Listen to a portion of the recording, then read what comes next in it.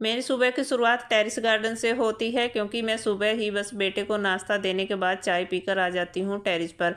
थोड़ा टाइम निकाल कर टेरेस पर लगा देते हैं क्योंकि पानी वगैरह लगाना होता है थोड़ा सा।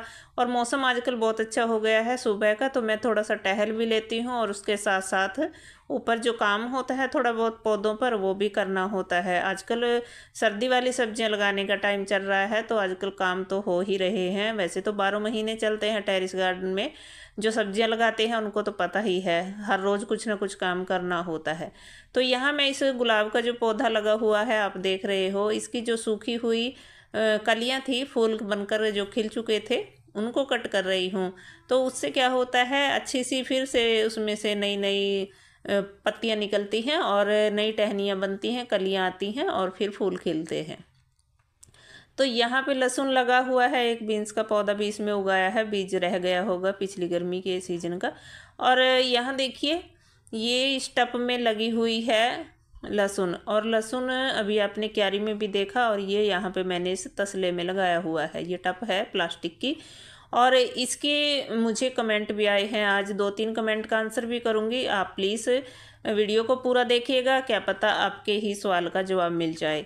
तो यहाँ देखिए होल के बारे में बात कर रही हूँ। टब में होल के बारे में किसी भाई ने पूछा है कि क्या आपने ये लहसुन लगाया है टब में बिना होल के लगा दिया है या होल किए हैं। तो देखिए होल किए हुए हैं। और इसमें भी देखा आपने जो इधर खाली पड़ी है, इसमें खाली वाली में पिछले साल लहसुन था, और जिसमें लहसुन लगा है इसमें पिछले साल पालक लगी हुई थी। तो होल के बिना हम नहीं लगा सकते हैं भाई, क्योंकि अगर हम होल नहीं करेंगे और ऐसे ही पौधे लगा देंगे तो एक बार तो शायद पौधे उग भी जाएं। और लेकिन जब एक्स्ट्रा पानी उसमें हो जाता है, जो ड्रेन होता है पानी, ज़्यादा पानी हम डाल देते हैं कई बार, या बरसात का पानी आ जाता है, वो उस पानी से फिर क्या होता है, पौधे मर जाते हैं, पीले होकर सड़ जाते हैं।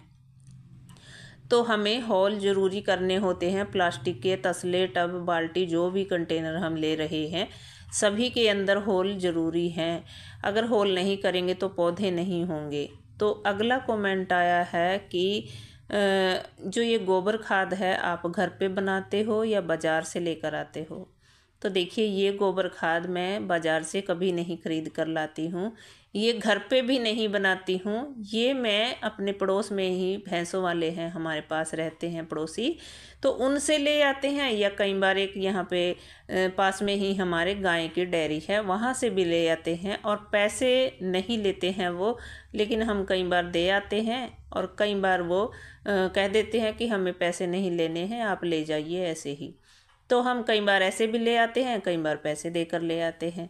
तो जितनी हमें ज़रूरत होती है हम ले आते हैं। और इसको बनाने के लिए कोई प्रक्रिया नहीं है, करनी पड़ती है। ये जैसे गांव में आपने कभी देखा होगा, गांव से हैं जो उनको तो पता ही है।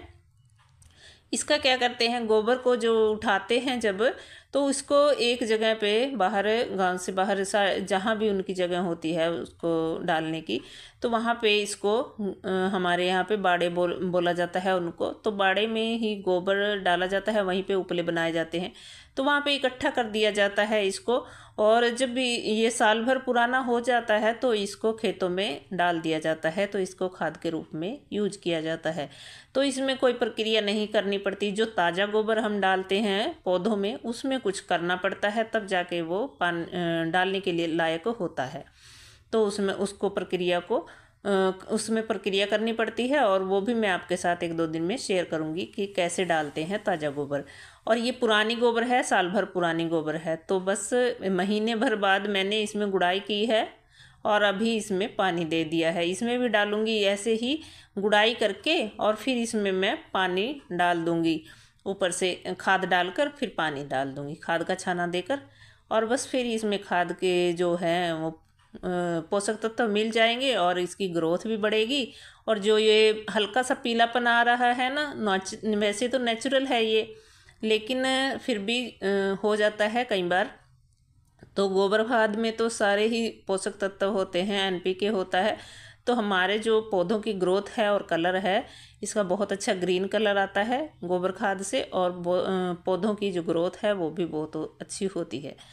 तो बस मैं इसमें डालकर एक छाना सा खाद का और ऊपर से पानी डाल दूंगी सारे ही गार्डन में, जैसे डाल रही हूँ अभी थोड़ी देर में। तो फिर मैं आपको कल दिखाऊंगी इसमें पानी डाला हुआ। तो देखिए यहाँ पे मैं थोड़ी सी ये सरसों निकाल रही हूँ। सरसों का क्या हुआ, मैं एक दिन चलते चलते ऐसे ही जल्दी में थी और ऐसे ही डाल गई, तो ये घनी हो गई है, यहाँ मेरे से ज़्यादा दाने पड़ गए थे। तो मैंने क्या किया था, इसमें ऐसे ही डाल दी इसको, ना ही इसमें मिट्टी रेत कुछ मिलाया और ना ही खाद वगैरह, तो बस ऐसे ही मैं डालकर चली गई। तो ये उग गई है, बहुत आसानी से उग जाती है सरसों। तो बस इसमें मैं कोई कोई पौधा रखूँगी, एक दो घना घना सा जो है यहाँ पे वहाँ से निकाल दूँगी, तो ये अच्छी हो जाएगी फिर। तो मिर्च और बैंगन पर भी कमेंट आया हुआ है, तो उन्होंने पूछा है कि मेरे जो बैंगन और मिर्च के पौधे हैं उन पर वाइट कलर के सफ़ेद सफ़ेद से जो होते हैं वो कीड़े बग्स लग गए हैं, तो उनको कैसे निकाले जाए। तो देखिए कई तरीके हैं वैसे तो निकालने के। आप पहले उनको अच्छे से शैम्पू के पानी से या सर्फ के पानी से धो दें, सावर कर दें, प्रेशर से साफ़ कर दें। उसके बाद आप नीम ऑयल का स्प्रे कर सकते हो, या फिर आप देखिए मैं तो क्या करती हूँ, मैं हर रोज़ ही सावर करती हूँ, जब भी पानी देती हूँ अच्छे से सावर करती हूँ, तो मेरे यहाँ बहुत कम लगते हैं। और साथ में ये नीम का पौधा लगा हुआ है, इससे पत्ते झड़ते रहते हैं। गुड़ाई करती हूँ तो मिल जाते हैं मिट्टी में, तो इससे भी कम लगते हैं कीड़े। और उसके बाद हम क्या कर सकते हैं, देखिए अगर चींटियाँ भी चढ़ रही हैं, उन्होंने पूछा है कि चींटियाँ चढ़ रही हैं, तो चींटियों के लिए भी देखिए एक तो खट्टी छाछ का भी स्प्रे कर सकते हैं। जो छोटे छोटे से देखते हो ग्रीन और येलो कलर के जो कीड़े होते हैं, उनके लिए खट्टी छाछ का स्प्रे कर देंगे तो भी वो साफ़ हो जाते हैं, और उससे पौधे की ग्रोथ भी अच्छी होती है, फ्रूटिंग भी। तो यहाँ ये लहसुन और प्याज मैं ले रही हूँ, इनका यूज करके भी आप जो आपके पौधे के आसपास कीड़े आते हैं उनसे बचा सकते हैं अपने पौधे को।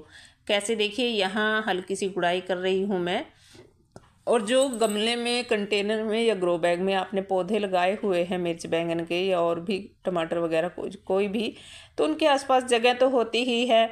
आप कहीं पे भी प्याज लहसुन ऐसे ही गाड़ दें, बस मिट्टी में थोड़ा सा, और हो आपको पत्तियां भी मिलेंगी, और जो इसका बल्ब है नीचे प्याज का गठी वो भी मिलेगी, और साथ में आपके जो पौधे लगे हुए हैं पहले से उनको भी कीड़ों से बचाव हो जाएगा। तो बस इस तरीके से आप डाल दें और लगा दें, एक दो ज़रूर लगा दें हर कंटेनर में। मैं डालती रहती हूँ अपने जो भी मैंने फ्रूट क्रेट या कंटेनर बड़े जो भी जिनमें भी लगाए हुए हैं, तो किसी न किसी के पास लहसुन लगा दिया, किसी के पास प्याज लगा दिया, तो मैं लगाती रहती हूँ। इससे भी बहुत फ़र्क पड़ता है। जो हमारे पौधे हैं ऑर्गेनिक सब्जियां उगा रहे हैं, तो ऑर्गेनिक तरीके ही मैं अपनाती हूँ। बाज़ार वाला मैंने अभी नीम ऑयल कभी भी स्प्रे नहीं किया है, वैसे आप कर सकते हो, मैंने तो नहीं अभी तक ख़रीदा ही नहीं है, बस यही देसी जुगाड़ करती हूँ मैं। देखिए कीड़े तो मेरे यहाँ भी लग जाते हैं, क्योंकि मेरे यहाँ भी मैं भी इतनी केयर नहीं कर पाती हूँ, और फिर भी लग जाते हैं, तो मैं बस यही जुगाड़ करती हूँ, इन्हीं से हटाती हूँ। और जो ज़्यादा ही ख़राब हो जाते हैं पत्ते, उनको कट कर देती हूँ। टहनियाँ भी कट करनी पड़ती हैं कई बार, और कई बार पत्ते भी कट करने पड़ते हैं। तो यहाँ देखिए ये लहसुन और प्याज मैं यहाँ भी इस्तेमाल कर रही हूँ। ऐसे ही यहाँ जगह पड़ी है देखिए पौधे के पास, तो मैं गुड़ाई कर रही हूँ। इधर पौधे लगे हुए हैं, कुछ सरसों के बीज डाल दिए थे यहाँ पे, और कुछ मिर्च और ये टमाटर लगे हुए हैं इस साइड खाली में। इसमें एक अमरूद का पेड़ है और 3-4 बैंगन के, ये चूचू वाले बैंगन लगे हुए हैं। तो यहाँ पे भी मैंने देखिए लहसुन और प्याज लगा दिए, ये भी हो जाएंगे, और साथ में जो कीड़े हैं वो भी कम लगेंगे हमारे पौधे को। तो इसके बाद एक सलूशन और है, देखिए ये पौधे के आसपास मैंने गुड़ाई कर दी है, और इस पौधे के ऊपर छोटे छोटे से, आपको नज़र नहीं आ रहे होंगे, छोटे छोटे से कीड़े चल रहे हैं। तो चींटियाँ भी इन्हीं को खाने के लिए चढ़ती हैं हमारे पौधों पर। तो ये मैं राख ले रही हूँ और थोड़ी सी इसके अंदर हल्दी मिला रही हूँ। राख और हल्दी को मिक्स करके बस इस मिश्रण को हमें पौधों की जड़ों के आसपास डाल देना है। जैसे ये देखिए गुड़ाई की और मिट्टी हल्की सी हो गई, बस ये ऐसे मिला देना है, तो चींटियाँ भी बहुत कम लगेंगी, और जो ये छोटे छोटे कीड़े चढ़ते हैं पौधों पर, ये भी नहीं चढ़ेंगे। तो देसी जुगाड़ है, देसी ही मैं बताती हूँ आपको, और जो मैं करती हूँ वही मैं बता रही हूँ। तो ऊपर भी छिड़क सकते हैं, सुबह सुबह जब ओस पड़ी होती है तो ऊपर भी छिड़क दीजिए, और अपना पौधों को अपने सुरक्षित कर लीजिए। तो आशा करती हूँ आपको समझ में आ गया होगा, और अपने क्वेश्चन के जो आंसर हैं आपको मिल गए होंगे। तो आज हम कंटेनर भर रहे हैं, 2 दिन से मिट्टी को धूप दिखा रहे थे, आज इनको भर देंगे। तो फिर मैं अगली वीडियो में मिलती हूँ, तब तक के लिए